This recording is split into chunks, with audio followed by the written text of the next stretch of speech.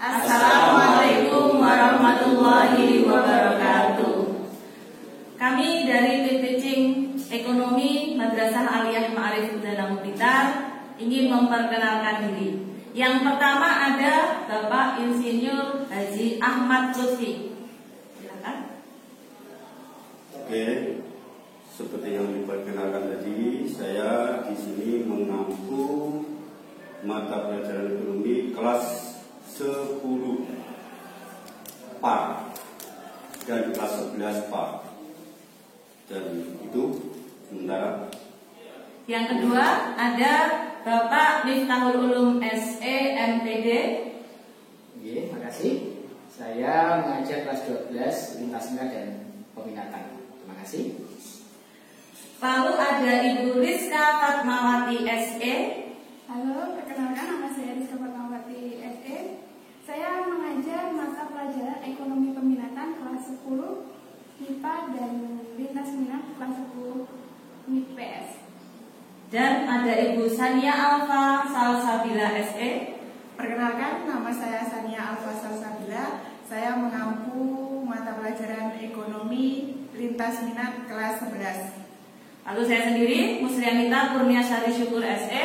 Saya mengajar di kelas 11 MIPS dan kelas 12 MIPS dan MIPA.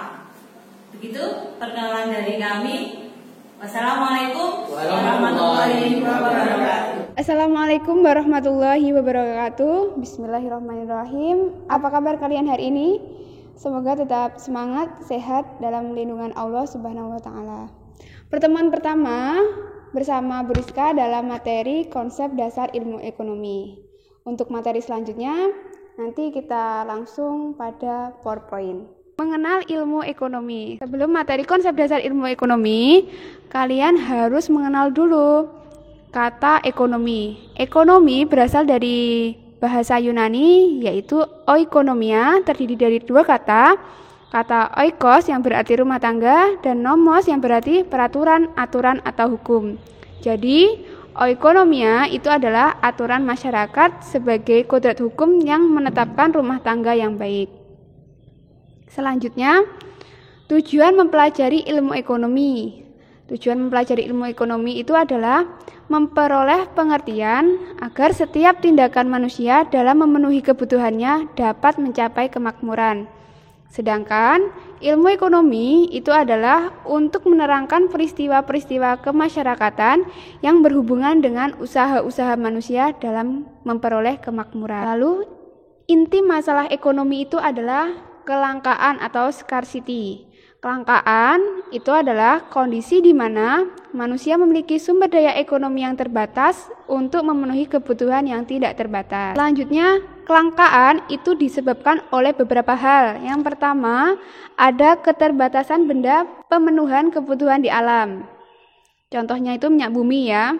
Yang kedua, kerusakan sumber daya alam akibat ulah manusia. Contohnya hutan gundul akibat ulah manusia. Yang ketiga, keterbatasan kemampuan manusia memperoleh sumber daya ekonomi yang ada.